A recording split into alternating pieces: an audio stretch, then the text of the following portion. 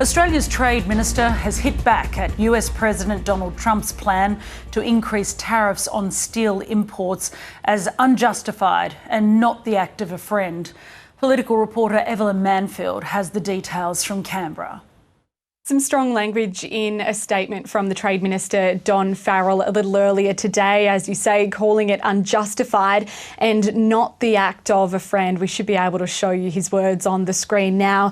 He says that this is an act of economic self-harm that will only hurt consumers and businesses who rely on free and fair trade. We will continue to engage and advocate strongly for the removal of these tariffs. So look, similar language to what we saw Trade Minister Don Farrell and the Prime Minister Anthony Albanese use earlier in the year when the United States did put this 25% tariff on steel and aluminium imports in the first place. You might remember the Prime Minister said this wasn't in the spirit of the friendship between the two nations, of course, you know, reflecting on that long-standing friendship between the US and Australia. We have also had a response from the opposition this morning. Shadow Trade Minister Kevin Hogan has released a statement as well, which we should be able to show you. He says that this is concerning for Australian jobs. The coalition doesn't agree with this policy.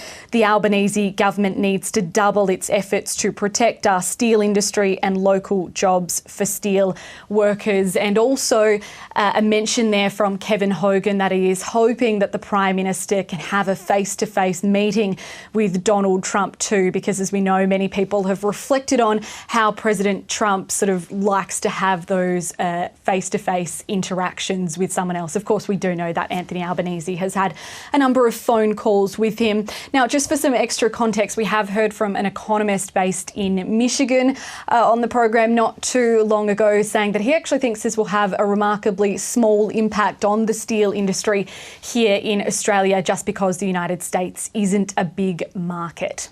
And Evelyn, what has the US President had to say about why he's decided to do this, and particularly now?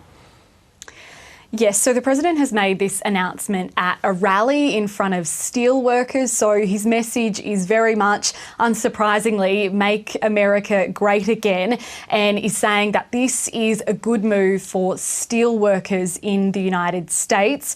We've got some of his remarks from the rally. A 25% increase. We're going to bring it from 25% to 50%, the tariffs on steel into the United States of America, which will even further secure the steel industry in the United States. Nobody's going to get around that. So the message there from the President that this is wonderful for workers. He's also since posted on social media site Truth Social saying that it will take effect on Wednesday. But of course, there is already concern flowing in that ultimately this could just push up the price of metals used for things like manufacturing vehicles and also building homes. Evelyn Manfield reporting there. And Justin Wolfers is a professor of public policy and economics at the University of Michigan. He says whilst these tariffs won't have a significant effect on America's production of steel, it raises broader questions about the stability of the US's trade agenda. The US is not a huge producer of steel. It accounts for about 4% of global production.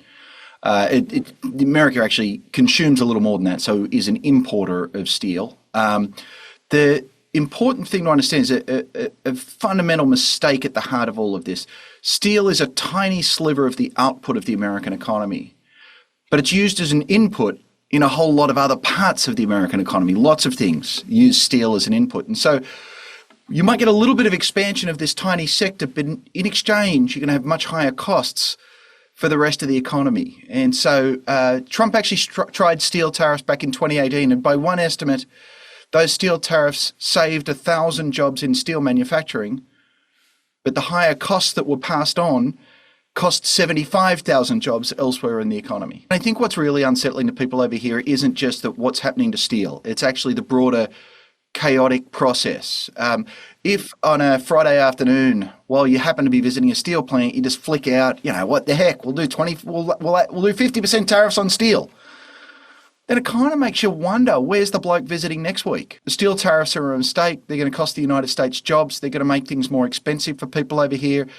The small number of people it helps really is so small that it's probably going to cost about $1 million per job saved. And the bigger problem is what comes next.